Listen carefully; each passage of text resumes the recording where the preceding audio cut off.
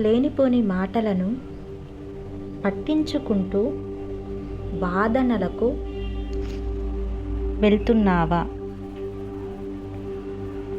Hello everyone, I am come back to another video. Okay, let's start the today's video. I hope you are all doing well. ఇతరులు చెప్పే మాటలను పట్టించుకుంటూ కాలాన్ని వృధా చెయ్యకు.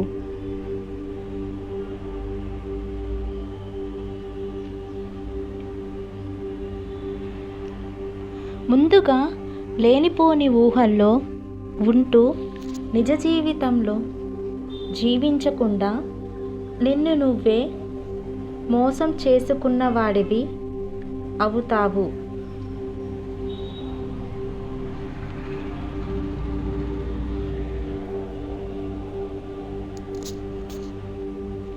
ఎదుటి వ్యక్తి చెప్పే మాటలను బట్టి వారి పాత్ర ఏంటో తెలుసుకొని మనుషులని చదవడం నేర్చుకో.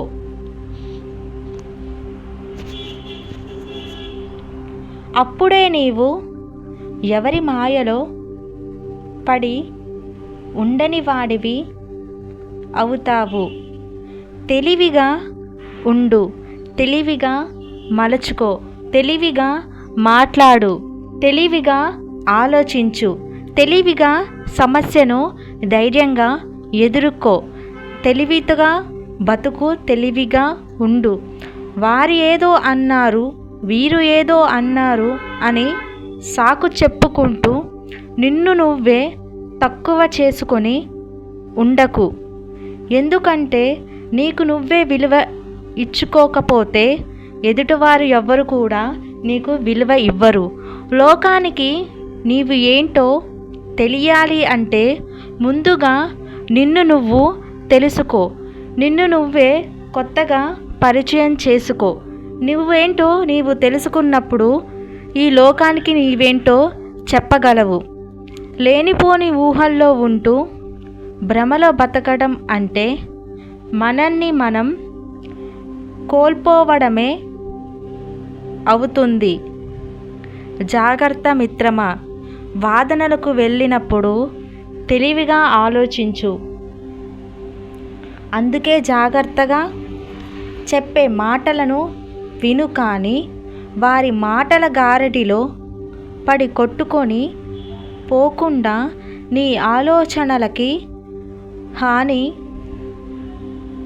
కలిగించుకోకు. If you like this video, you can subscribe my channel and click on bell icon. మీరు ఈ వీడియో మీకు నచ్చినట్లయితే లైక్ చేయండి, షేర్ చేయండి, కామెంట్ చేయండి మన ఛానల్ని. అలా ఆలోచనలో పడి నీ మనసును ప్రశాంతత ఇవ్వకుండా ఏదో ఆలోచించుకొని వాస్తవంలో ఉండకుండా, వాస్తవాన్ని గమనించకుండా వాదనలకు వెళ్ళకు.